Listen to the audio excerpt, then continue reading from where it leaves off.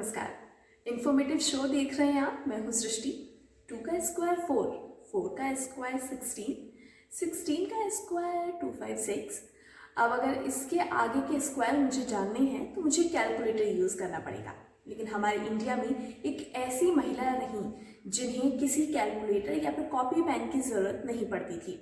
वो अपने माइंड में ही सारी कैलकुलेशन कर लिया करती थी। मैथ्स उनके बाएं हाथ का खेल था और इसलिए उन्हें ह्यूमन कंप्यूटर भी कहा जाता था। मैं बात कर रही हूँ शकुंतला देवी की। आइए जानते हैं उनके बारे में। बचपन में जब बच्चे खेलने में बिजी रहते हैं उस टाइम शकुंतला देवी मैथ्स की भारी भरकम इक्वेशन चुटकियों में सॉल्व कर देती थीं। उनकी मेमोरी और लॉजिकल माइंड बेहतरीन थे, इसलिए उन्हें ह्यूमन कंप्यूटर कहा जाता था। शकुंतला देवी का जन्म 4 नवंबर 1929 को कर्नाटक की राजधानी बेंगलुरु में एक कन्नड़ ब्राह्मण परिवार में हुआ था। उनके पिता सर्कस में करतब दिखाते थे। जब वो 3 साल की थीं, तब अपने पिता को ताश के खेल में वो हमेशा हरा दिया करती थीं। उनके पिता ने महसूस किया कि उनकी बेटी ताश की बाजी में पत्तों का क्रम याद रखकर अपनी बाजी चलती हैं, जो कि हैरानी की बात है। शकुंतला की प्रतिभा को देखकर उनके पिता ने सार्वजनिक कार्यक्रम करने शुरू किए। शकुंतला ने 6 साल की उम्र में मैसूर विश्वविद्यालय में एक बड़े कार्यक्रम में अपनी गणना क्षमता का प्रदर्शन किया। 1944 में शकुंतला अपने पिता के साथ लंदन चली गईं। वहां पर उन्होंने कई संस्थाओं में अपनी कला का प्रदर्शन किया।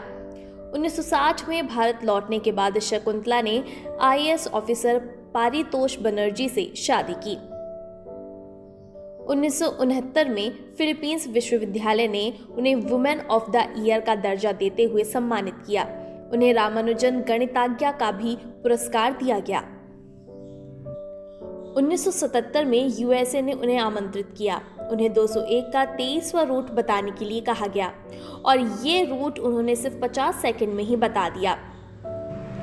उनके उत्तर को कंप्यूटर में देखने के लिए US ब्यूरो ऑफ स्टैंडर्ड को एक अलग प्रोग्राम तैयार करना पड़ा। शकुंतला देवी ह्यूमन कंप्यूटर होने के साथ साथ एक लेखिका भी थीं। उनकी किताब द वर्ल्ड ऑफ होमोसेक्सुअल समलैंगिकता पर लिखी गई करीबन पहली पुस्तक थी।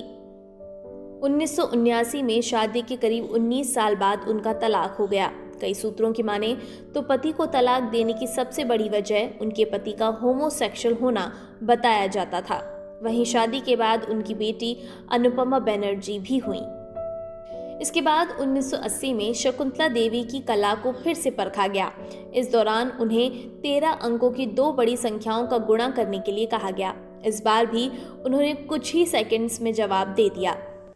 उनकी कुछ बुक्स जो काफ़ी फेमस हैं, astrology for you, perfect murder, puzzle to puzzle you, super memory, it can be yours. Kidney और दिल की भारी बीमारी के कारण शकुंतला देवी 21 अप्रैल 2013 को दुनिया को छोड़कर चली गईं।